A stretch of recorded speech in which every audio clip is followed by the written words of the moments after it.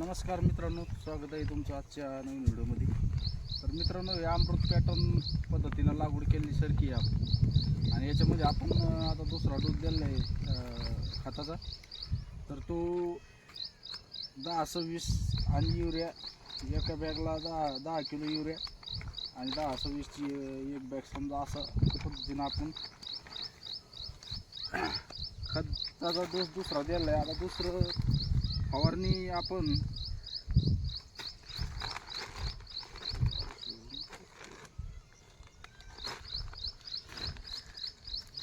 अशा टॉप, दुसरी फवारणी अशा टॉप आणि जसं बनतं.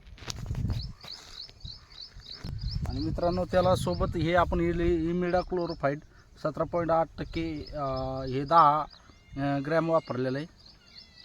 हे 10 ml सॉरी, आणि 30 ग्रॅम अशा टॉप वापरलेलं आहे. तर अशा पद्धतीनं आपली आता ही अमृत पॅटर्नची दुसरी फवारणी आहे मित्रांनो. ही फवारणी एकदम स्वस्तात झालेली आहे.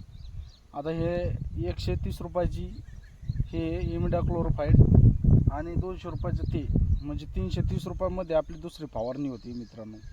एकदम स्वस्तात, जास्त खर्च लागायचं काम नाही, काही नाही. तर अमृत पॅटर्न पद्धतीमधली दुसरी आपली फवारणी होती. चला तर आता फवारणी करून घेऊया. हे पंप आणलेला आहे.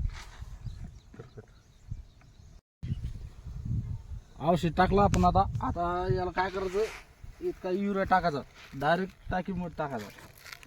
युरिया कशामुळे टाकायचा मित्रांनो, युरिया हा आंतरप्रवाही आहे. याच्यामुळं काय होतं, जरी तुमचं आता फवारणी चालू आहे आणि जर मध्ये पाऊस जर आला तर याच्यामध्ये जे आपण समजा हे स्टिकर वापरतो, तर त्या स्टिकरसारखं हे युरिया काम करतं.